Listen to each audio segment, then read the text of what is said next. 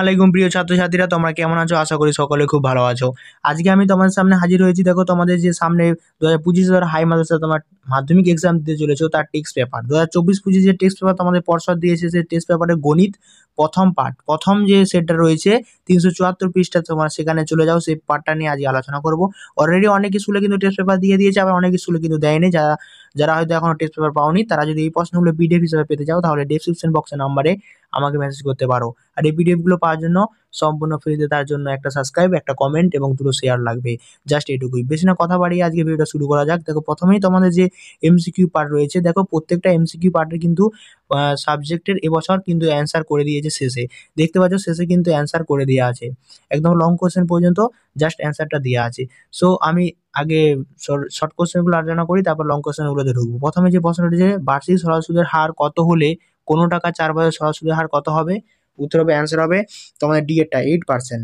তারপরে অ্যান্সার হবে তোমাদের বি এরটা, তারপরেও অ্যান্সার হবে বি এরটা। তারপরে তোমরা চলে যাবে সরাসরি science theta plus cos theta, ক্ষুদ্রতম মান কত হবে? সায়েন্স থিটা প্লাস কস থিটার ক্ষুদ্রতম মান হবে 1। তারপরের প্রশ্নের অ্যান্সার হবে তোমাদের বি এরটা, পায়ার √1+r/4। তারপরে অ্যান্সারটা হবে তোমাদের সি এরটা। সো প্রত্যেকটা অ্যান্সার আমি কিন্তু বলছি না, জাস্ট তোমরা শেষে চলে আসবে। এই প্রশ্নগুলো আস্তে আস্তে খাতায় নোট ডাউন করো। খাতায় নোট ডাউন করার পর তোমরা কিন্তু শেষে চলে আসবে, শেষে কিন্তু অ্যান্সার করা আছে। তারপর সত্য মিথ্যা, প্রথমেরটা কী হবে না, প্রথমেরটা হবে মিথ্যা, তারপরে হবে সত্য, তারপরে একটা হবে মিথ্যা, তারপর একটা মিথ্যা, তারপর একটা সত্য, তারপরটা হচ্ছে মিথ্যা। এই হচ্ছে সত্য মিথ্যার প্রসেসটা। তারপরে তোমরা দেখবে ট্রু মার্কের প্রশ্নগুলো রয়েছে, তাই তো? এই ট্রু মার্কের প্রশ্নগুলো আমি কিন্তু আজকে তোমাদের সলভ করে দেবো এই ভিডিওটার মাধ্যমে, তাই ভিডিওটা স্কিপ করবে না একদম। তার আগে আমি সরাসরি চলে যাব তোমাদের শর্ট কোশ্চেনে যে অ্যান্সারগুলো দেখানোর জন্য। তোমরা এটা স্ক্রিনশট করে নাও।